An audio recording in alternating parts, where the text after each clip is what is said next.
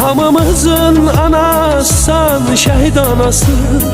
Belə ağlama, ağlama, ağlama şəhid anası. Sən bir oğul itirmisən minlərlə, oğul və qız qazanmısan şəhid anası. Behiştədir oğlun inan şəhid atası. Səbirli ol möhkəm dayan şəhid atası. Sən bir övlad itirmisən minlərlə, oğul və qız qazanmısan şəhid atası.